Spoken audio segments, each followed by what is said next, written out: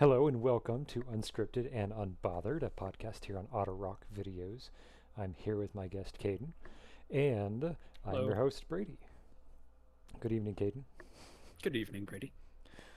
So, other than that one test run we did a month ago, this is technically our first podcast, and as it is on a whim tonight, since you were free and I had the inkling in my head to go ahead and do this.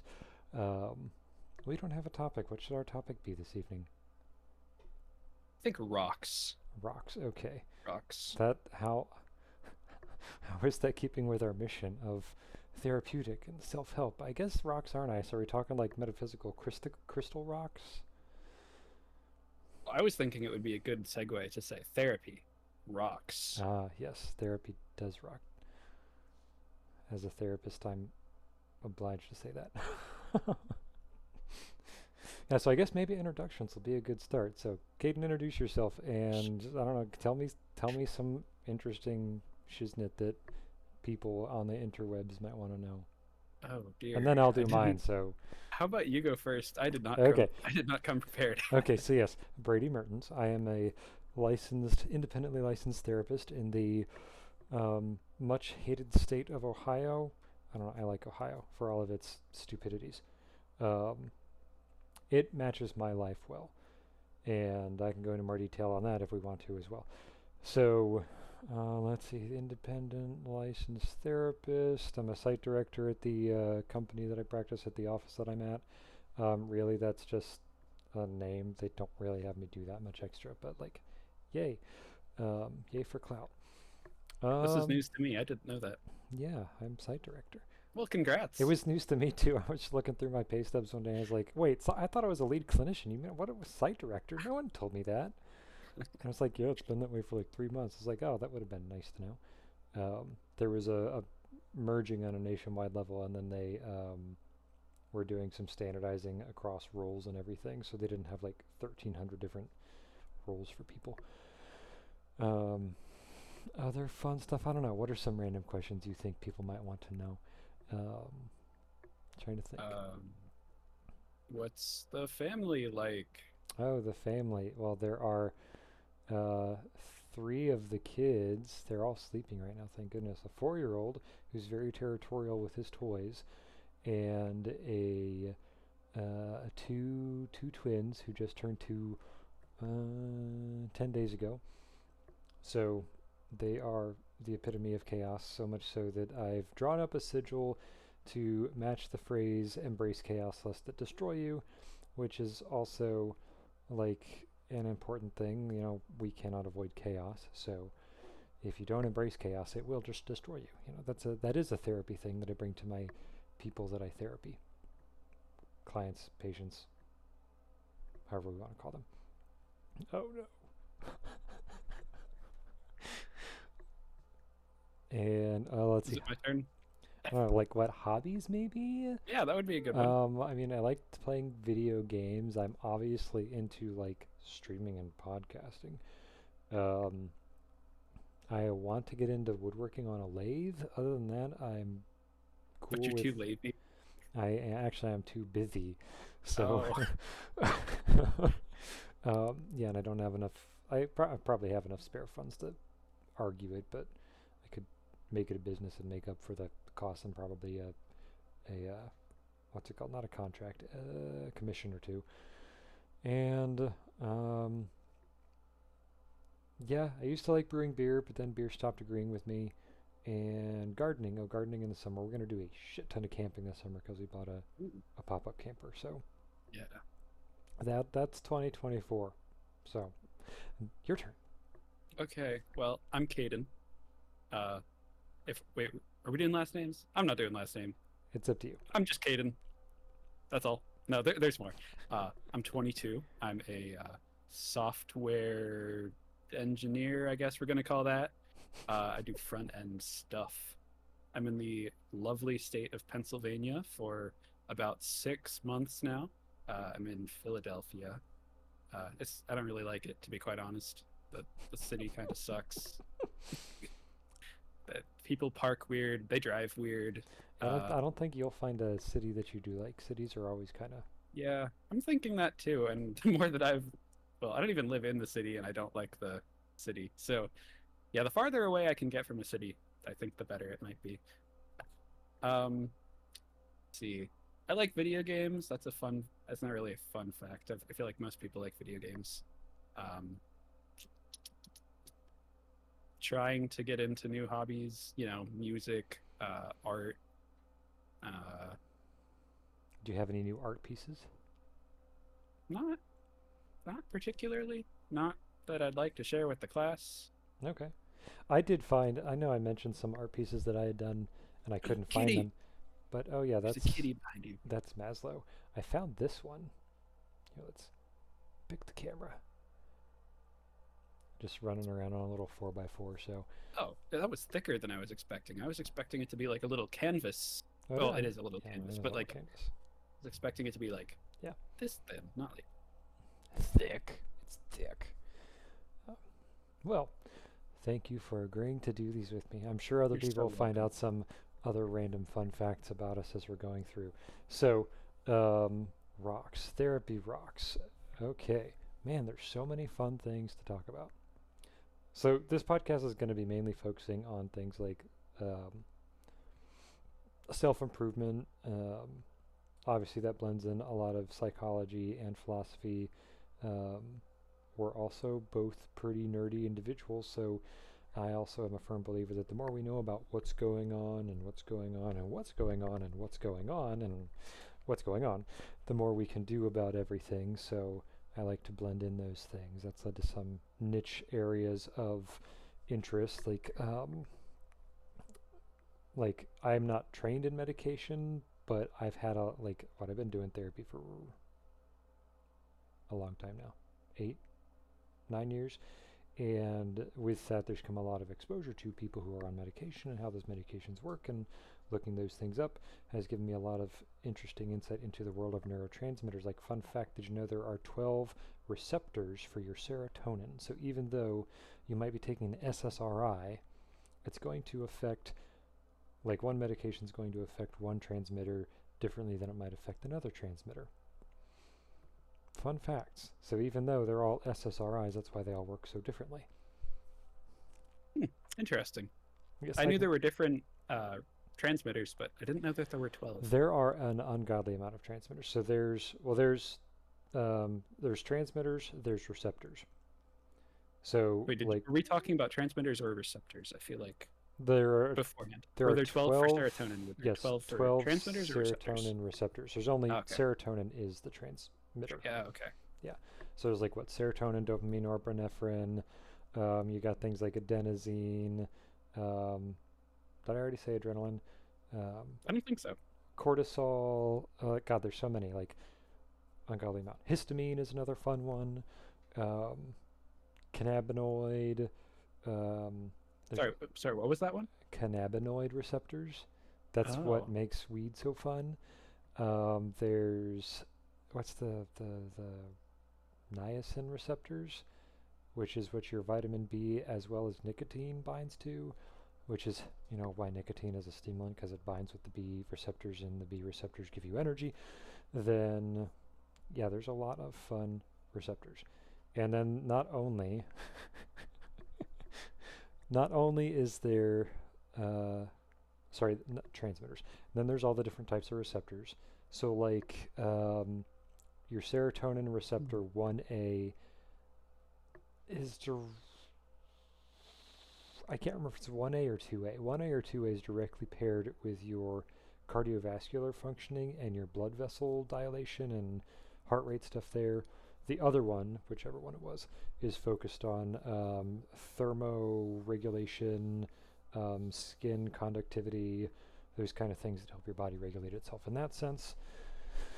It's 1A, because 2A is the one that gives us the hallucinations. And 2B, you can Wikipedia all this stuff. That's usually where Yeah. I go to because it's so wide, or just type in the chat GPT, help me, I don't remember which one it is. Um, so, then depending on where they're at in the body, it'll do a different thing. So like your dopamine receptors in your prefrontal cortex are going to affect things differently than your dopamine receptors in your stomach. Yes, you have dopamine receptors in your stomach. versus your dopamine receptors in like your hippocampus or your amygdala. So, gosh, and then the amygdala. So therapy. The amygdala is both the good guy and the biggest bad guy. It's like that you either live to be the hero or you die the hero or you live long enough to be the villain. That's your amygdala. Um, why do you say that, Brady? It's the smoke alarm that tells us we're dangerous, so it's really good for staying alive. But with all of these stress disorders and anxiety disorders, that part ends up being it gets oversensitive to things. And that's what starts your fight or flight response. And usually there's a cue that says like, hey, you're calm, you're safe, and it sends that down this rest and digest response, which, fun fact, runs along the vagus nerve. And then when it doesn't work, we have to kick in a lot of things to manually reset that rest and digest. So yeah, I mean, we're getting into a bunch of surface level things, and I know with many of these I can go into much more detail. So what are your thoughts? What are your questions? What are your insights? And I will go from there because I don't want to hog the show. Well, I mean, I think you have the right to hog the show. It's kind of your show. That is But true. yeah, I But mean, I certainly have experience with. I mean, my first instinct was to say cannabinoids, but I certainly have experience with all of the other transmitters. I actually don't know as much about the cannabinoids. No, I don't Um, either. Um, no. let's see. Yeah. No, I think I want to hear more about the amygdala.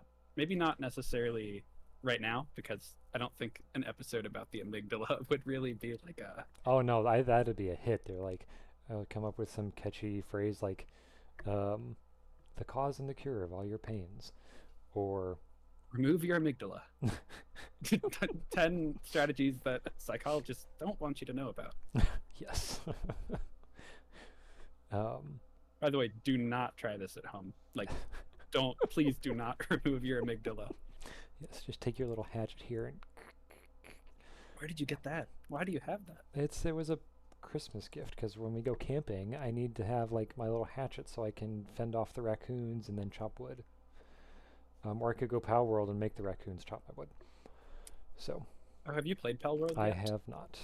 Okay, I haven't probably either. I've won't bought it. because I won't have enough time. I'm still trying to screw around with Baldur's Gate and Yeah. friends got me back into Warframe, so now I'm back to the grind. But for some reason, like 4 years ago when I left, nothing made sense, and now coming back to it, it's like this all makes perfect sense. Why did this not make sense before? And it's just like, Wait, with Warframe? yeah, just like they added in all the stuff with like the plains of Eidolon and the Orb Valis, and then they added in the Cambion Drift, and then they added in this whole other thing, which is it was their trial run for, where'd my ring go? I had a ring on, and it's not on anymore. It was their Where did trial your run ring go? for, yeah, Ringo Starr? it was a trial run for their mechanics for their hopeful upcoming game Soulframe, which is like I haven't heard of that. Warframe plus Dark Souls. Okay, that sounds incredible. It was interesting and totally took, I don't know, my learning curve. Wait, is it out already? Soulframe? It might be. I don't know. Because the Deviri Paradox was like Late 2024. several months ago. Yeah. So That sounds kind of good. they amygdala, yes, causing the cure of all your pains, camping, etc. So for those of you who don't know, we're both ADHD. And probably autistic. I've wondered that one for myself, but I actually don't think it is. If anything, it's, I don't know, because there was before the DSM-5 there was the DSM-4. no before DSM yeah yes.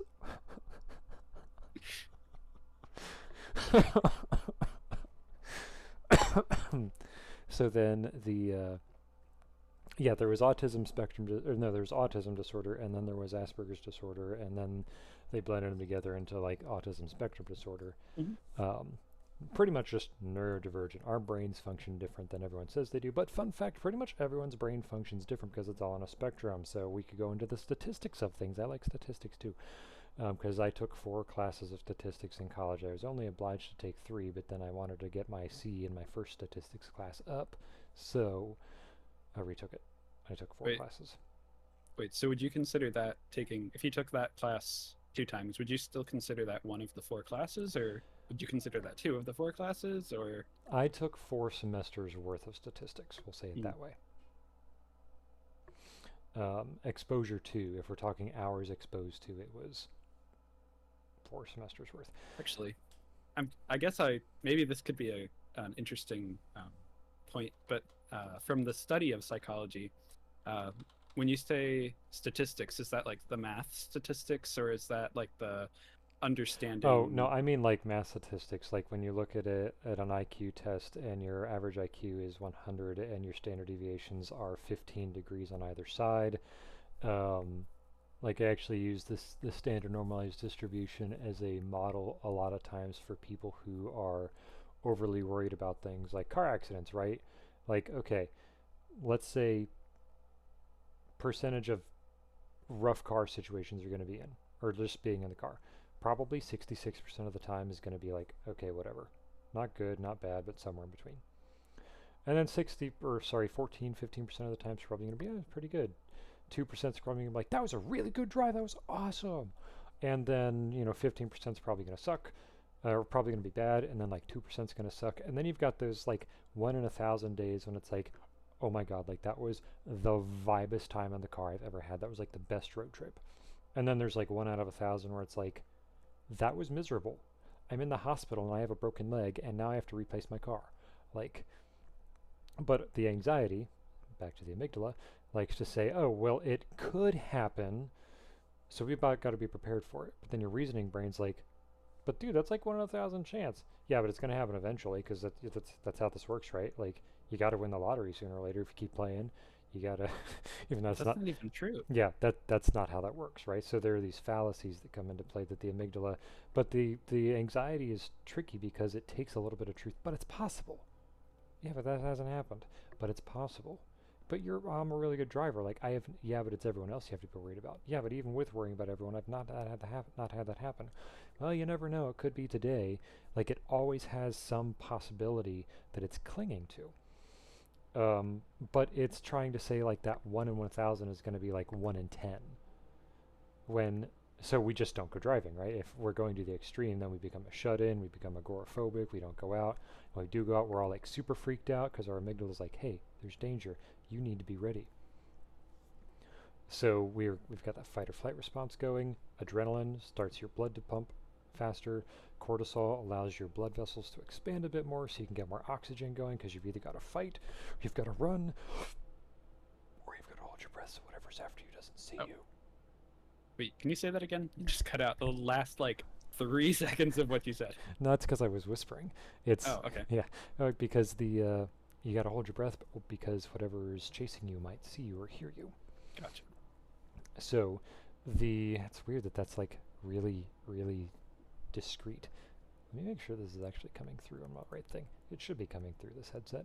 Audio input. You smarmy bastard. Where are you input from? Oh well, I'll figure that out later. Yeah, it's coming through the right one. Yeah, so I was whispering and this mic didn't pick that up whispering, so very discreet on the sounds. That's a good thing, Yeah. probably. Yeah, considering all the chaos, it picks up all the chaos in the house anyway. Like when Julian's stomping through the house upstairs and I'm talking with people in the group about their traumas, and I'm like, I hope this is at least comedic relief for your guys' suffering and not like, damn it, Brady, listen to me. Your fucking 4-year-old's making too much noise. I would much rather hear that than the things that I hear upstairs in my place. Hmm. It's nothing weird. It's more so just like the guy just has like a chair and he like scrapes it across the floor at all times of the day, and I think he plays like Xbox with his friends because I can just hear like the "Let's go! I just got to kill" that kind of thing, like, but not very often. you just need to be like, yeah, you go, man. Yeah, Keep it up, keep it up. give me your gamer tag or something, man. Play. Knock 3 That'd be times on pretty the cool. ceiling. Um, Yeah, so the statistics comes in like if you go out and force yourself to experience like 10 trips, odds are 6 of those trips are going to be mundane. But the anxiety doesn't believe that. So you've got to have some evidence to counter the anxiety. The trick thing, everyone's like, oh, exposure therapy. Exposure therapy is good, but you also have to have skills to continue to talk and soothe the anxiety down because you're not just trying to expose yourself to those things and complete going to the grocery store or whatever the task is, but you also need to soothe yourself so that way the anxiety doesn't overwhelm you and automatically categorize every experience you're having as in the negative. You have to soothe the anxiety so the reasonable side can actually look at it objectively. It's kind of like you wouldn't want McCoy sitting there like, this is stupid and this is that. I'm like, damn it, I'm a doctor, not an engineer. You want to have Spock to have the time and freedom to actually observe so that way the Captain Kirk can know what the hell's going on with the ship and he can actually make a decision. Because it would be foolish to captain a ship based off of the only officer you have being your medical officer. Be foolish to captain your ship based off the opinion of only one officer at all. So emotions are important, reasoning is important, but they have to be balanced. And so we have to have these skills in place in order to reset the amygdala. So the amygdala, if you, put your thumb on your palm, fold your fingers over, you've got like your brain. You get your brain stem, you get your gray matter, your prefrontal cortex, then you got all these like bean-shaped things in here. There's one, if you look at it from the top down, it's a horseshoe. But if you look at it from the side, I can't make my hand do that. It's like a curved up horseshoe.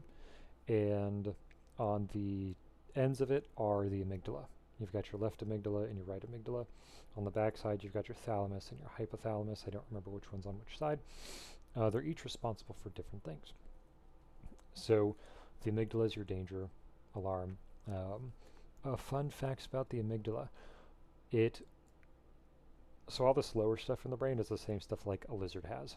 When you pick up a turtle and the turtle pees on you, its amygdala says, hey dude, you're in danger. So it sends a signal down the vagus nerve, which connects everything like prefrontal cortex, visual centers, vocal centers, all parts of the brain, your voice box. So like when we're anxious, even our tone changes. I actually think new stuff right now is showing that AI can actually pick up on this even when we can't consciously pick up on it. But even then, we can unconsciously pick up on it. Dogs pick up on it. I think, yeah, they might pick up on the pheromones, but like they pick up on other cues. I think a lot of it's actually tone in the voice.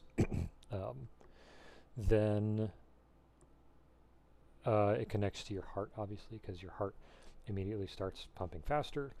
And then your breathing, you start breathing faster. Your digestion, if you get anxious and you feel like you want to throw up, thank your amygdala and your vagus nerve. Because is it more worth it to spend energy digesting, or is it more worth it to save that energy for fighting or running? Am I going to be more appetizing if I keep this food in, or am I going to be less appetizing if I vomit this food on that wolf that's about to eat me? Maybe it'll give me a few seconds. There are those birds that like, I don't remember where they are, but they like, you get up to their nest and be like, like projectile vomit in your face. And apparently it's like really acidic too. It is extremely gross. Yeah. Ew. So yeah, congratulations evolution. Those birds' amygdalas has saved them from being ingested this day. Or when you pick up the turtle and it pees on you, the vagus nerve is also connected to your bladder and your bowels. People who get so scared that they piss themselves, or when you're on a road trip or you're in an unfamiliar situation and you like don't go to the bathroom for you don't go poop for the entire road trip. It's because you don't feel safe.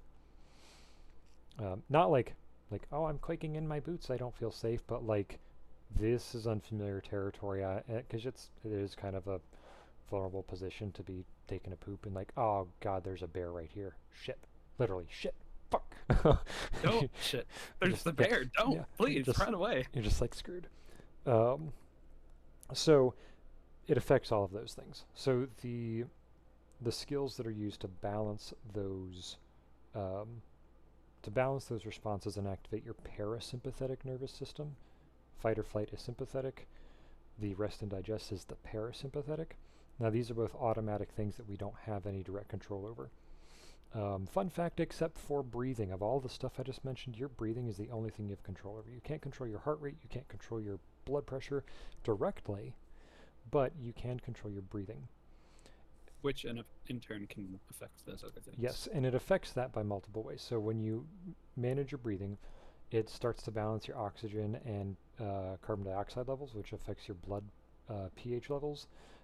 That has a result, or that has an effect on communication along the vagus nerve. That also uh, has an effect on your cell regeneration and cell respiration, if I remember right. Someone in group told me that one last week. Um, and she studied neurobiology, so I'm inclined to believe her. Then, what were the other fun? I think that was her who studied neurobiology. Because I remember my first So session, she was like, super quick. yeah, Could we backtrack for a second? yes, You're talking about how we can control our breathing, and I guess this is just more from a therapeutic perspective and not the scientific perspective. Um, I mean, like for me, when I control my breathing, it actually feels like it makes me more anxious because I'm having to become, conscious of that as yes, opposed to just doing it naturally. yes. So, what, um, how do you bypass that? By continued experience. So just like I said, that the like going out, having experiences, like when you're paying attention to your breathing, if it's making you anxious, I would guess that you spend a significant amount of time not giving attention to your bodily functions. Probably. Because it's ignorance is bliss, right? Like I don't have to worry about this. I've had some people say like if I have to pay attention to my breathing, then something's obviously wrong in the first place. I shouldn't ever have to pay attention to my breathing. And then sometimes I've had some people who have like chronic health conditions, scoliosis or COPD or asthma or long COVID, and just breathing is physically uncomfortable. So it reminds them of that discomfort that they always have, and they're not giving attention to it. And then for others, there's the anxious mind that's just like, oh wait, is there something here I need to be paying attention to? I haven't ever paid attention to this. This is a new scenario. I need to look at this. At which point, like for all of it, continued experience, non-judgment is a good approach too. Like with a lot of the meditations I do when we're focusing on breathing, it's however you're breathing now is okay. It may not feel good, it may not be desirable. Our goal is not necessarily to change it right away. Our goal is just to pay attention. However it is fine. Even if it's like labored and heavy. It's like for our purpose of meditating and purpose of doing the breathing exercise, it's not about changing for this type of exercise. It's about just paying attention.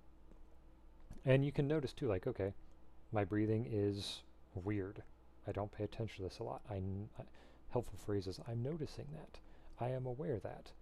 And then you can also add awareness, like, I am aware and noticing that I am also anxious because I'm paying attention to my breathing. So then we've got parts here. We've got your breathing, which has no awareness at all. You've got the anxiety about the breathing, which has an awareness. And then you've got your awareness about the anxiety. And then there are probably going to be thoughts and feelings maybe for us, oh God, I'm anxious again. Like, why am I anxious? I'm confused. Why am I? I'm noticing that I'm confused. The part that notices that I'm confused. Um, so when you use those phrases, you're able to continually pull back. You want to get to that point where it's just, I notice. I notice. Yeah. I Yeah. I notice. think in the past, when people have told me to they don't really tell you to just focus on your breathing. They tell you to take slow, deep breaths. And I think I've always taken that to the extreme. And the only time I focus on my breathing is when I'm trying to take those Yeah. slow, deep breaths. And I've heard So, criticisms about the deep breaths too. That when I was working at Dublin Springs in the outpatient program, there were a handful of people like, that always makes me feel like I'm having a panic attack. I was like, okay, why? It's like, because like it, I'm not used to holding my breath that long. It like makes me feel like I'm suffocating. It's like, okay, well, yeah, obviously no, I don't agree with do it that. like that. They were doing like the in for 5, hold for 8, out for 7 method, which is a pretty common method.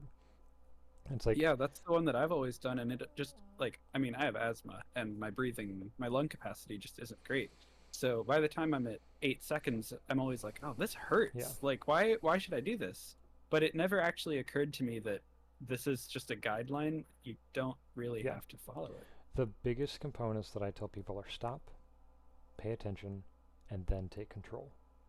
And as long as you're doing those things, it doesn't really matter how. So there's paced breathing, which is just like you're paying attention and you're taking control, even like looking at a clock.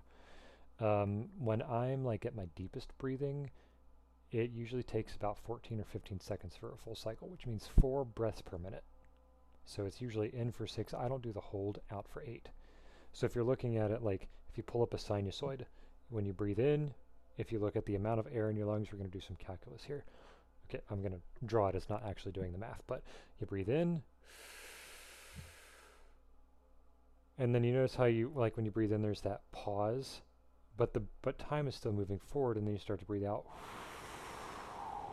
and then your lungs are down here at 0, but there's still a pause.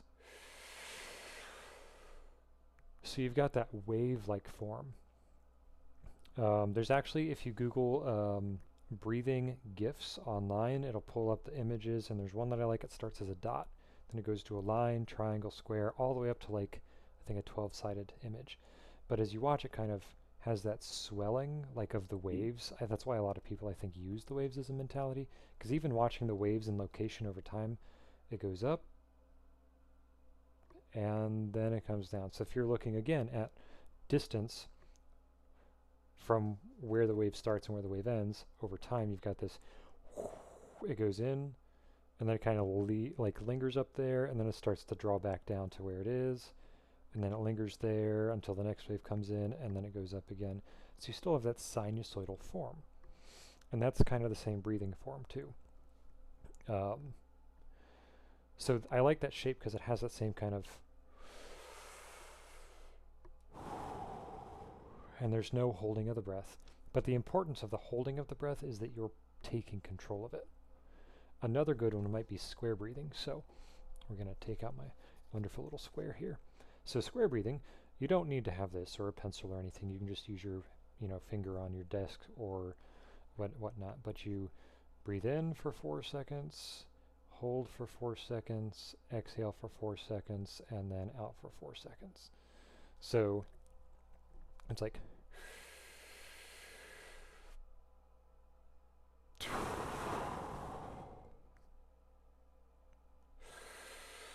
and the goal of that, again, is to get as much air in that 4 seconds, hold as much air out in 4 seconds. Yep. Just wanted to let you know, I don't know if this is intentional, but whenever you do those breaths, it doesn't come through your mic. So if you want that, you got to change it. If you don't want it, I have to change my mic. Yeah, if I change my mic, then I'll hear everything.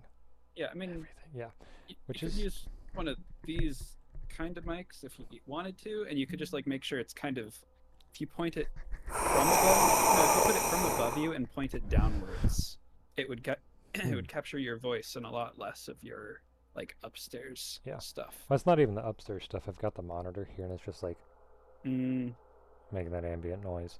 Or if I've got the washing machine on and it's doing its silly baloney.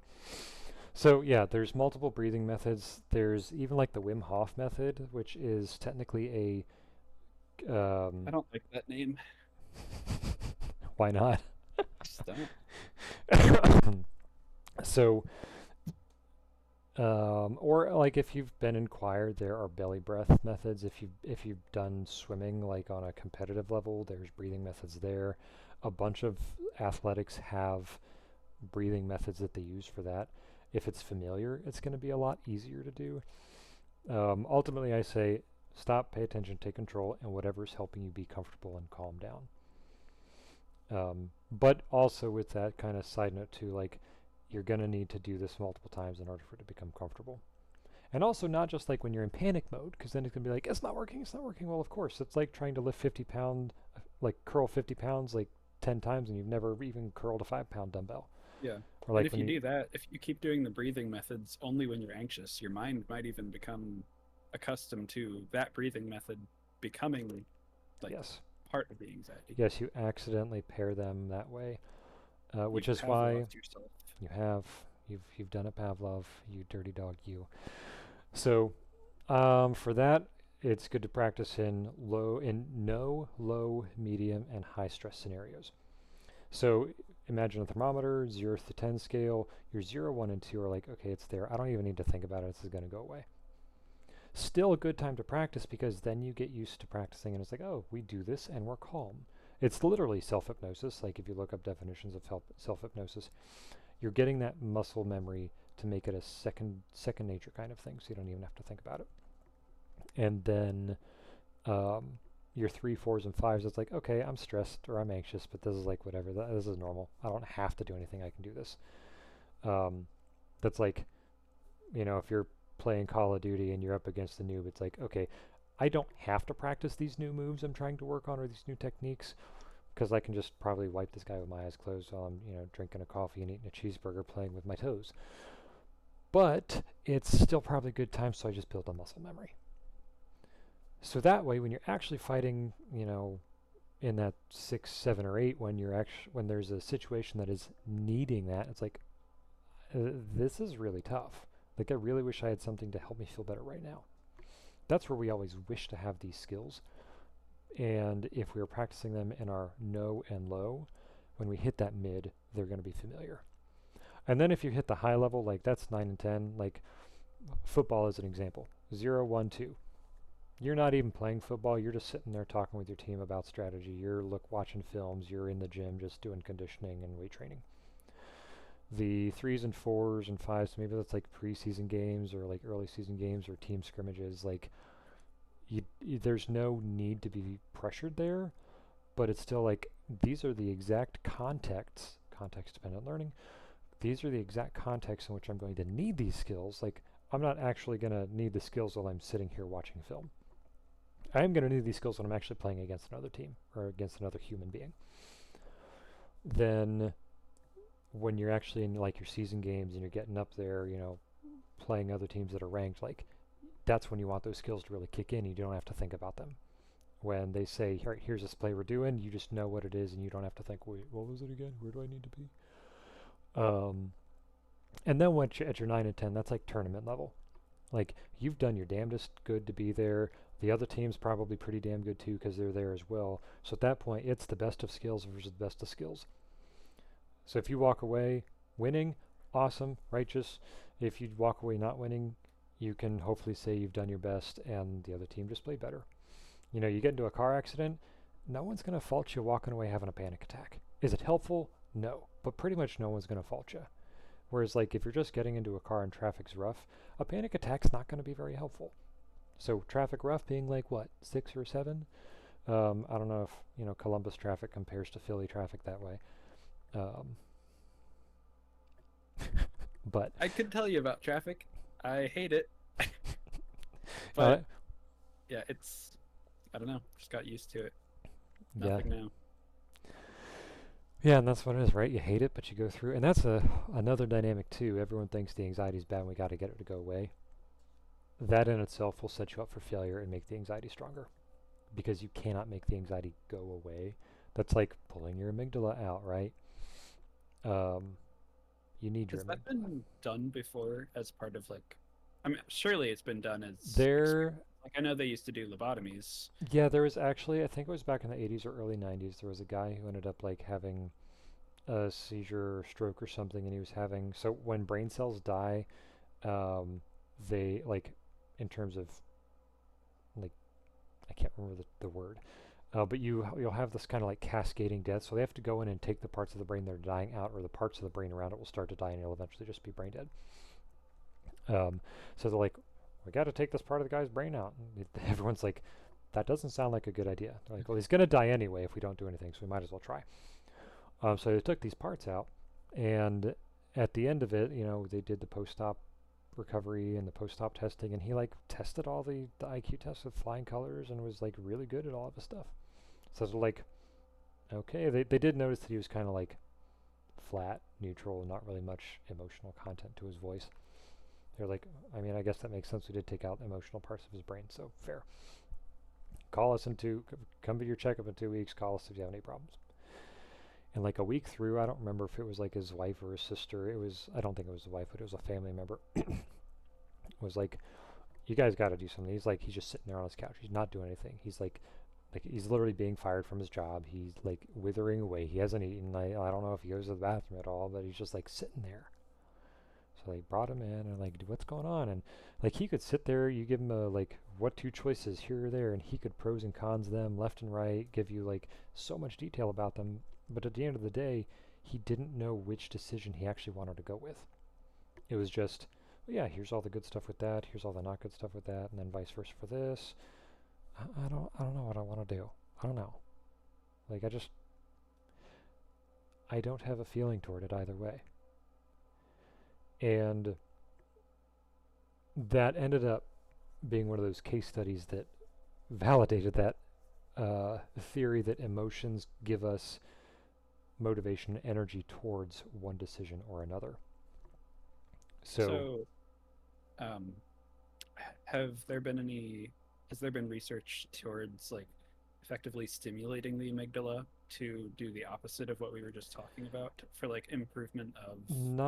I don't know about the amygdala. I have heard that there were some Oh, I guess that could be like the transcranial stimulation kind of thing. yeah, TMS could do that depending on if they're focusing on your amygdala or at other parts. I'd have to look in, I could ask our TMS guy if he does that. We have, Actually, I want to learn about TMS. That would be a great topic for another day okay, or for later. Write that down. TMS. I'm writing it down. So I'm trying to remember what it was that they injected the people with. I want to say it was a Botox injection, like a very, very, very light dose of Botox injection to, maybe it wasn't Botox, because Mm. Botox is whatever it was. They injected it into the vagus nerve. This was a study done with war vets who were suffering from PTSD. And since a lot of that response is communicated through the vagus nerve, they were looking to see how it would affect them if they kind of numbed the vagus nerve communication. And they had surprisingly good results. So with the vagus nerve, it's not just how the amygdala communicates to the body, but it's also how the body communicates to amygdala. So you feel something crawling on your hand, your vagus nerve is like, hey, we got something going on here. And your amygdala is like, holy shit, is that a spider? You're like, oh no, it was just the cat sniffing my arm. Sorry, cat. Um, but there's that, like, all these parts working together, like, no, that's actually not a danger. Okay, we can calm down. But when the vagus nerve has been so dysregulated like that, trauma does like ridiculous stuff to the vagus nerve. Read The Body Keeps the Score if you're interested on more data on that.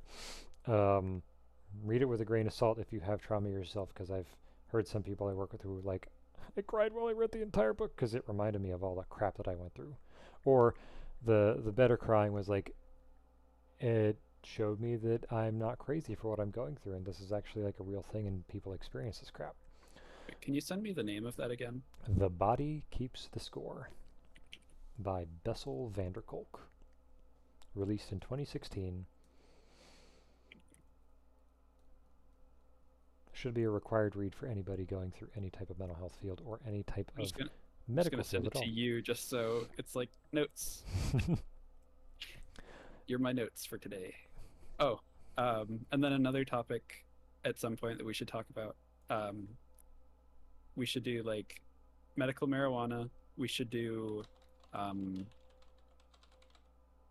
I don't know how much you've studied, like psilocybin, ketamine, just like psychedelics for the purpose of, you know, feeling well, better. well, ketamine treatment's been approved in the state of Hmm. Ohio, and there are several Yeah. different treatment centers. I don't know if it's OSU or Ohio Health that does them. Um, I did have a person who was going to go through with that.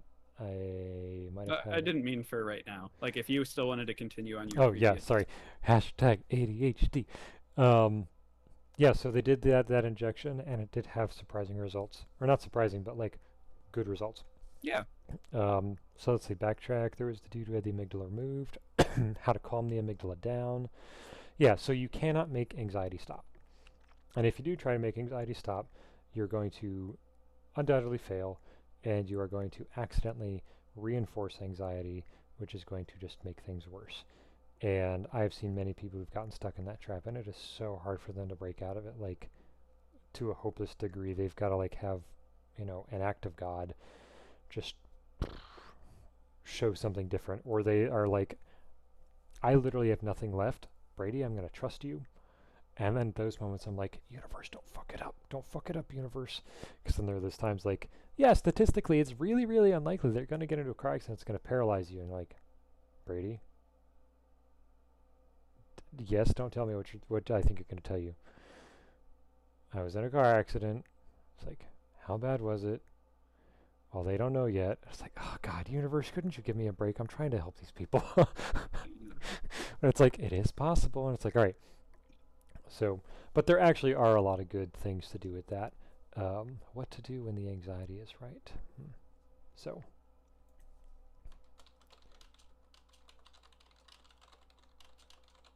going to put that down as a topic because that's probably the one that many people don't have a good answer to. I'm sure any therapist could sit here and go through all of this stuff, but then the what to do when the anxiety is right. Oh, I guess I know, I don't mean to tout myself as like a know-it-all therapist, but I've got a lot of feedback from people and I rank high with people, so um, A little it, bit of some survey bias, though, is it not?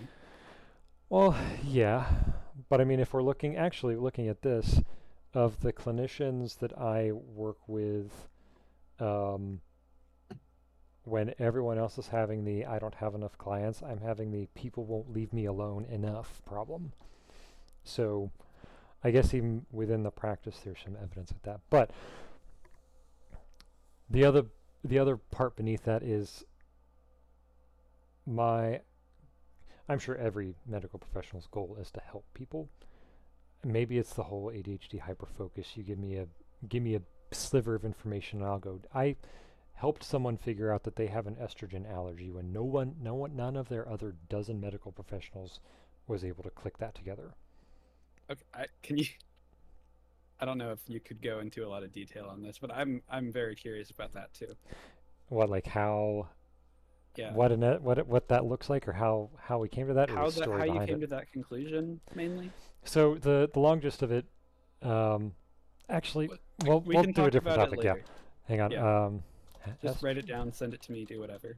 Yeah, see, this is the problem. Like, that's so good. That's so good. That's so good. Let's do all this stuff. Um, yeah, so we can call this a brainstorming session and an intro to deep breathing and anxiety.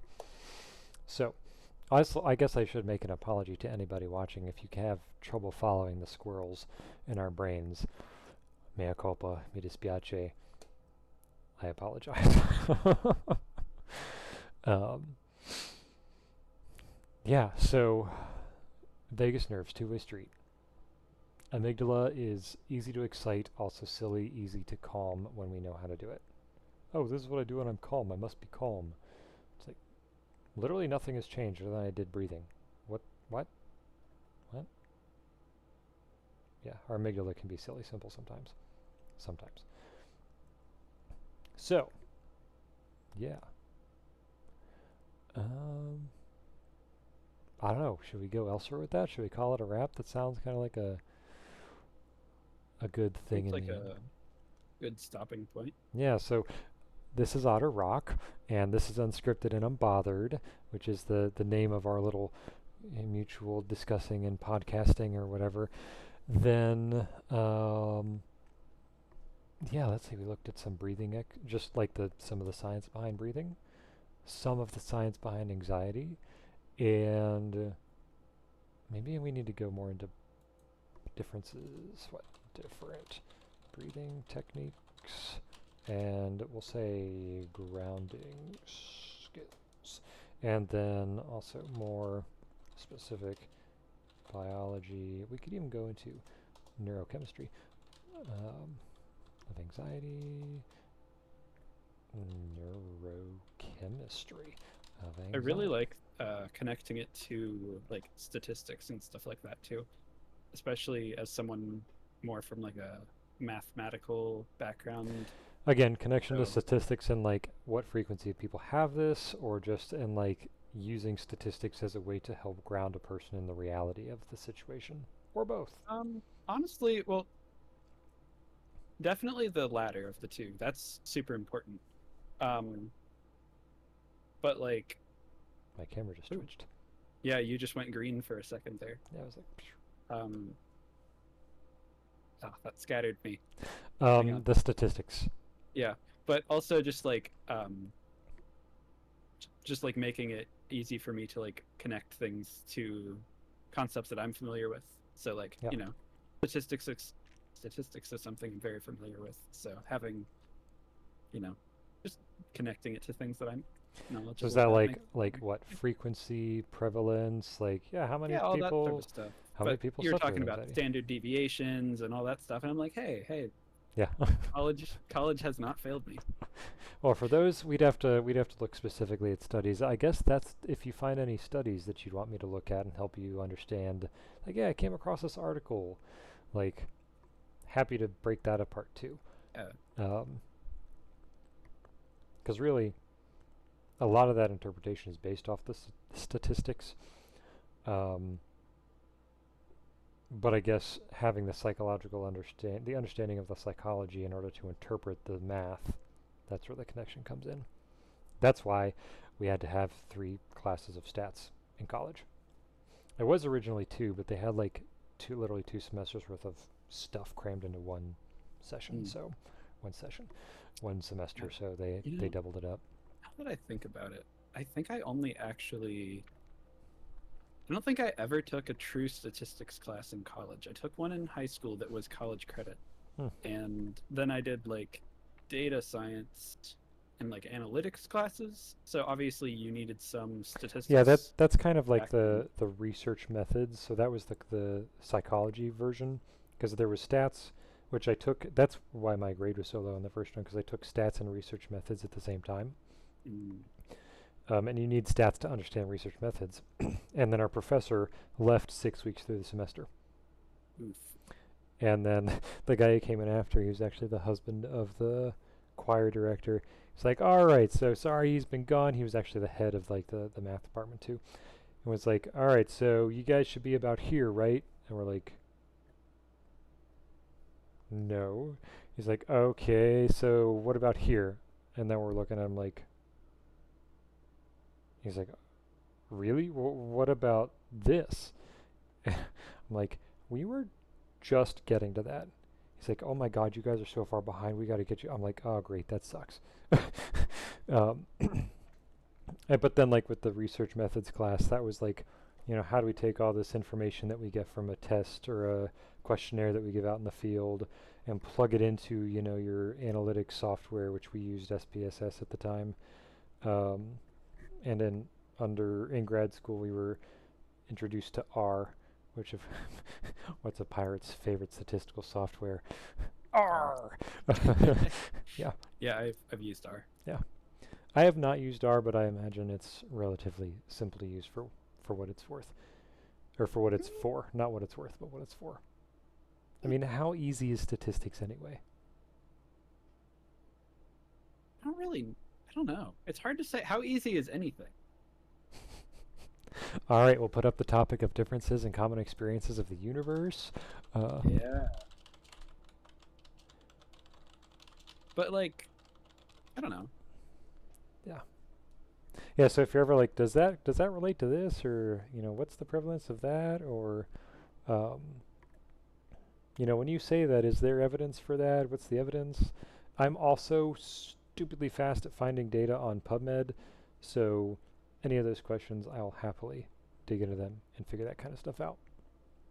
So, I suppose that wraps it up for this episode of Unscripted and Unbothered.